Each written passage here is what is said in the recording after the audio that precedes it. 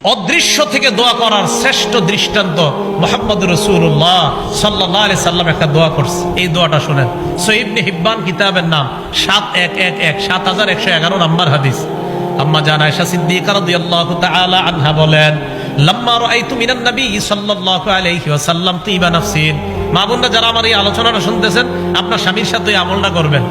আম্মা জান আয়েশা বলেন, আমি যখন আল্লাহর নবীর ভালো মুড দেখতাম, মুড বুঝেন তো, মুড মানে ভালো মুডে আছে নবীজি, খুব ফুরফুরে মেজাজ আছে নবী, সবসময় একটা ফিকিরে থাকতেন, উম্মতের ফিকির। কখনো রসুলের চেহারা মোবারক লাল হয়ে যেত, রাগ হয়ে যেতেন, অন্যায় কিছু দেখলে নবীজি রাগ হয়ে যেতেন। তা আম্মা জান আয়েশা বলেন, কখনো যদি মুড ভালো দেখতাম, নবীজিরে বলতাম, আল্লাহ ইয়া রসুল আল্লাহ, আপনি আল্লাহর কাছে আমার জন্য একটু দোয়া করেন।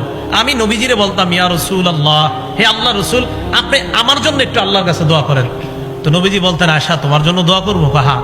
বিবিরা যারা আছেন, আপনার স্বামীরে যখন ভালো মুডে দেখবেন, তখন বলবেন যে আপনি একটু আমার জন্য এখন দোয়া করেন। আর আপনারা কি মুডে থাকবেন? রাত 2টা বাজে তো দুইজন টেলিভিশনের উপরে থাকেন, আর মুড কখন আসবে? এই মুডে থাকে না তো, মুড আসবে কখন? দোয়া। এখন কি দোয়া হবে নাকি?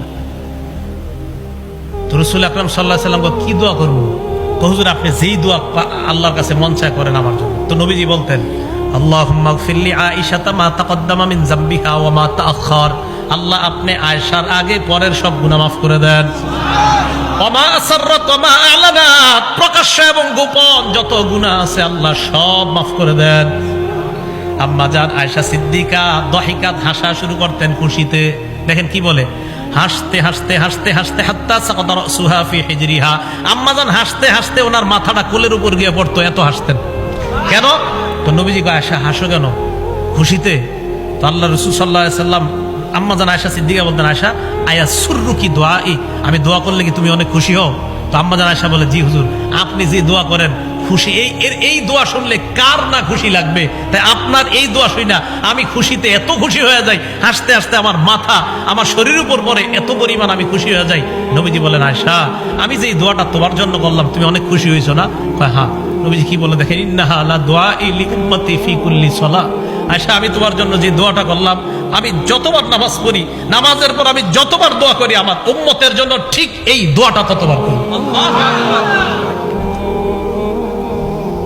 চিন্তা করেন, আম্মা জান আয়েশা সিদ্দিকাকে যা বললেন, নবীজিকে আমিও আল্লাহরে বলি, আল্লাহ আমার উম্মতের আগের পরের প্রকাশ্য অপ্রকাশ্য সব গুনাহ মাফ করো।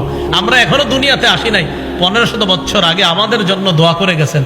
তো দূর থেকে আড়াল থেকে আমাদেরকে দেখে নাই যিনি, না দেখা যিনি দোয়া করার শ্রেষ্ঠ দৃষ্টান্ত দুনিয়াতে দেখায় গেছেন, রাসূল আকরাম সাল্লাল্লাহু আলাইহি সাল্লাম।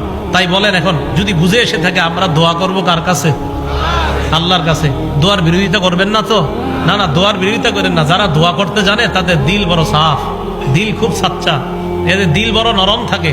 তাই আল্লাহকে বেশি বেশি ডাকা, আল্লাহকে যেন সবাই বেশি বেশি ডাকতে পারি, আল্লাহ তৌফিক দান করেন।